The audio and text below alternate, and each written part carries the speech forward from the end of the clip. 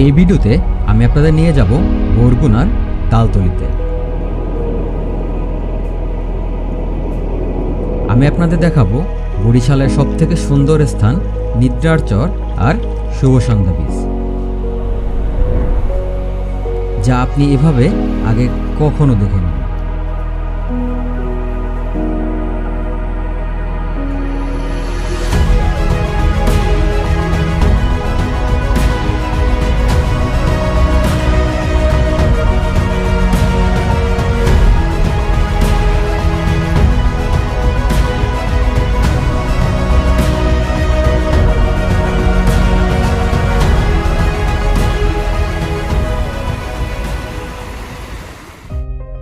আমাদের যাত্রা শুরু হয় ঢাকার সায়দাবাদ থেকে। আমরা কুয়াকাটার বাসে এসে নামি মানিকজুরি বাজারে। আপনারা ঢাকা থেকে তালতলি সরাসরি আসতে পারবেন সাকুরা, লাবিবা, ইসলাম ও আলামিন পরিবহনের এসব বাসে। ভাড়া বাসভিত্তিক 700 থেকে 750 টাকা করে। যারা বরিশাল থেকে আসবেন তারা রূপাতলি থেকে 200 টাকায় যে কোনো বাসে আমতলি আসবেন। আমতলি থেকে জনপ্রতি সিএনজিতে 120 টাকা আর বাইকে 150 টাকায় তালতলি আসতে পারবেন। লম্বা একটা জার্নির পরে আমরা এখন চলে আসছি মানিকজুরি বাজার। এটা হচ্ছে আমতলি বাজারের পরে। সেক্ষেত্রে কি অবস্থা ভাইয়া তোমাদের? রাত্রেবেলা ঘুম কেমন হলো? আচ্ছা, তো আমরা এখান থেকে ফ্রেশ হয়ে দেন অটোতে যাব হচ্ছে তালতলি বাজার। মানিকজুরি স্ট্যান্ড থেকে ব্যাটারি চালিত অটোতে করে জনপ্রতি 80 টাকায় আমরা চলে আসি তালতলি সদরে। আপনারা চাইলে আমতলি থেকেও অটোতে আসতে পারবেন, সেক্ষেত্রে সময় একটু বেশি লাগবে। আমরা এখন এসে পৌঁছেছি তালতলি সদরে। তো এখান থেকে এখন সকালবেলার নাস্তাটা কমপ্লিট করব। আমরা খাওয়ার জন্য এই হোটেলটায় ঢুকলাম। মোটামুটি ভালোই পরিবেশটা, দেখি এখানে কি পাওয়া যায়।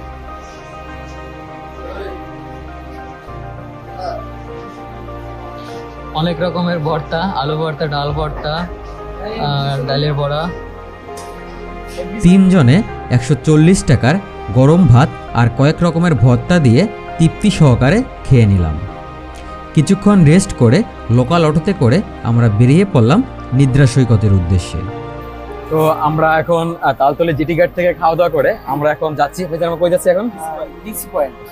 আচ্ছা, ডিসি পয়েন্টের এখানে আপনার লোকাল ভাড়া কত করে জনপ্রতি? এখানে লোকাল ভাড়া 60 টাকা করে। আচ্ছা, আমরা আসলে আজকে যে যাচ্ছি আমরা এখন সম্পূর্ণ লোকাল ভাবে যাচ্ছি, এবং যাতে আপনারা বুঝতে পারেন এক্স্যাক্টলি আসলে কত সঠিক খরচটা হয়। আচ্ছা, আমরা এখন আছি নিদ্রা বাজারে এবং ভাই আমাদেরকে নিয়ে আসছে। তো ভাই থেকে শুনি এখানে ঘোরার কি কি জায়গা আছে তালতলিতে। ভাই মোগেনে ঘোরার অনেক জায়গা আছে, যেমন এই বলছি ডিসি পয়েন্ট, নির্দেশ্বর ডিসি পয়েন্ট। ওইখানে আবার একটা আছে শুভ সন্ধ্যা, এটা হচ্ছে নলবুনিয়া, নাম হচ্ছে নলবুনিয়া কিন্তু উদ্বোধন করছে শুভ সন্ধ্যা। আর একটা আছে ইকো পার্ক, ওইখানে ইকো পার্কে গেলে হরিণ, বাঘ, কুমির, বান্দর আর অনেক কিছু দেখতে পাবেন। আমরা হেনও যাই। আচ্ছা, এখন আমার একটা সর্বশেষ ভাই আপনাদের কাছে অনুরোধ থাকবে, যদি কোনো পর্যটক এখানে ঘুরতে আসে তো আপনি একজন ড্রাইভার হিসেবে কখনো তাদেরকে হয়রানি করবেন না এবং অতিরিক্ত ভাড়া নেবেন না। তাহলে কি হবে, আপনাদের এখানে আর কেউ আসবে না। ঠিক আছে? না ভাই, মোরা কোনো সময় হয়রানি করিও না, বেশি ভাড়া নিও না। এখানে লোকাল ভাড়া হল যে আমি তালতলিতে 60 টাকা। এখন অনেক ড্রাইভার আছে যে ভাই 80 টাকা, 100 টাকা। হ্যাঁ, এই যে আমি যে আমার যে ভিডিওতে দেখতেছেন, আমার কথা মনে রাখবেন, এখানে ভাড়া হল যে 60 টাকা। আর সবাই আইবেন, আমার সাথে যোগাযোগ করবেন, আমি নিয়ে যাবো, সবাই নিয়ে যাবো।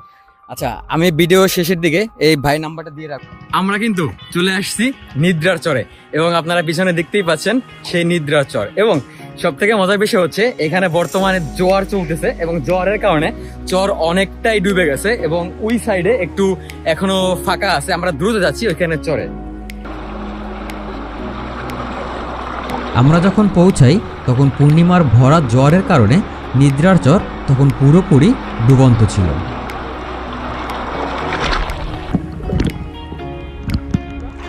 আমরা দ্রুত কাপড় পরিবর্তন করে ব্যাগগুলো একটা দোকানে রেখে ঝাঁপিয়ে পড়ি সমুদ্র সৈকতে।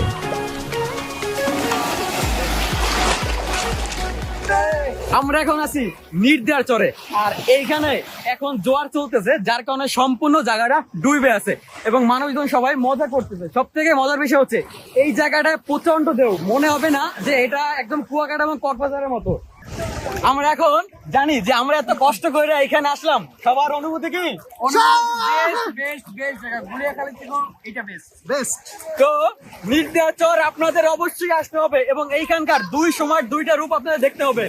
জোয়ারের সময় একটা রূপ এবং ভাটার সময় একটা রূপ। তো আমরা ভাটার জন্য ওয়েট করতেছি।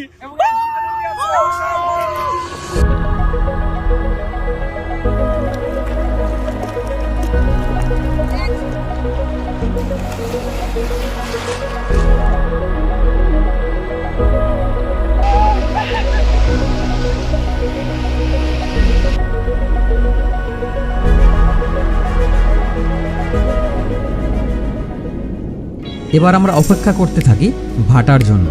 প্রায় 2 ঘন্টা অপেক্ষা করার পর যখন জোয়ারের জল নেমে যায়, তখন আমাদের চোখের সামনে ভেসে ওঠে অসম্ভব সুন্দর এক সৈকত, যা আপনারা নিদ্রার চর হিসেবে চিনেন।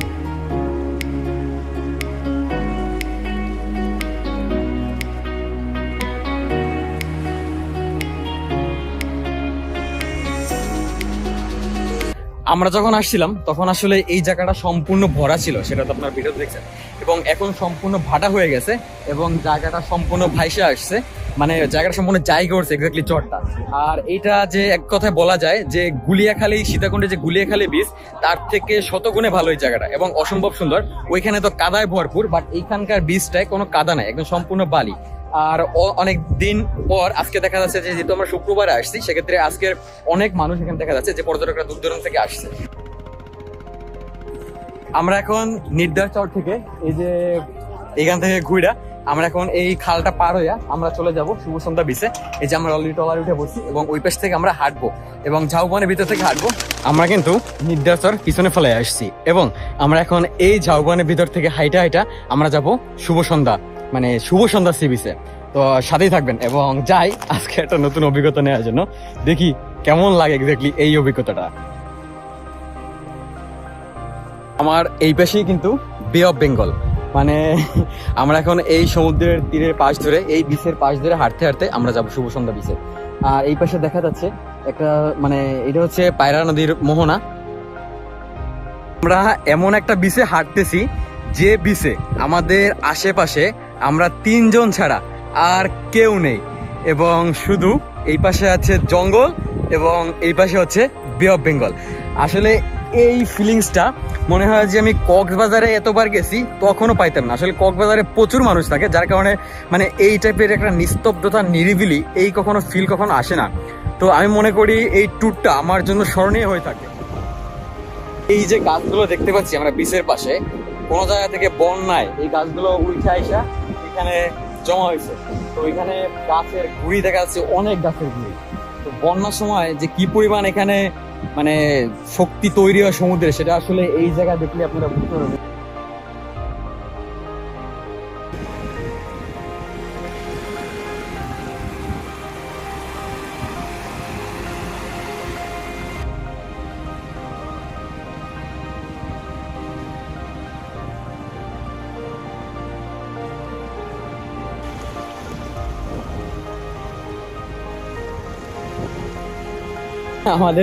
আমাদের চলতে চলতে আমাদের এই পাশের রাস্তা মনে হচ্ছে শেষ হয়ে গেছে এবং সামনেই হচ্ছে গাছের গুড়ি এবং ভাঙ্গাচূড়া, এর ভিতর থেকে যাওয়া যাবে না। তো এখন আমাদের অবশ্যই এই জঙ্গলের পথ ধরতে হবে। এখন আমাদের অচেনা পথ, আমরা এখন জঙ্গলের ভিতরে ঢুকবো।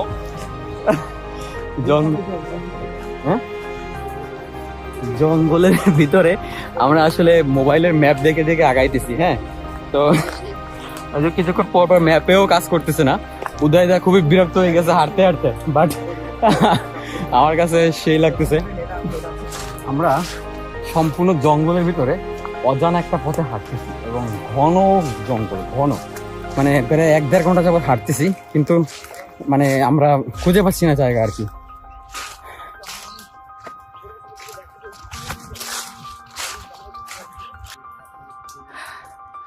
জঙ্গলের ভিতরে হাঁটতে হাঁটতে মানে খুব গরম লাগতেছিল আর অস্বস্তি ভাইব লাগতেছিল এবং বিরক্তিকর। আমরা আসলে অনেক অনেক দূর হাঁটতে হাঁটতে এখন আমাদের সেই কাঙ্ক্ষিত যে শুভ সন্ধ্যা বিচ তা এখনো প্রায় ওই যে দেখা যাচ্ছে অনেকটা দূর, এবং আমরা খুবই টায়ার্ড, কারণ এতটা রাস্তা হাঁটা লাগবে আমরা আসলে কল্পনা করতে পারি নাই। তো কষ্ট হয়েছে, বাট একটা অ্যানাদার লেভেলের অ্যাডভেঞ্চার ছিল এবং অনেক ভালো লাগছে। আসলে ন্যাচারাল পরিবেশের ভিতর থেকে হাইটে যাচ্ছি। এই যে এখানে লাল কাঁকড়া দেখা যাচ্ছে, এই যে অনেক রাস্তা হাঁটার পর আমরা অবশেষে আসছি, কিন্তু আমরা খুবই টায়ার্ড বর্তমানে, পার চলতেছে না। আমরা এখন হাঁটতেছি শুভ সন্ধ্যা বিচে এবং ভালোই লাগছে, বিচটা একদম পরিপাটি সুন্দর। এখানে ঝড়ে গাছপালা ভাঙ্গে নিয়ে আসছে, এখানে বাইরে ফুটবল খেলতেছে, সুন্দর ভালো।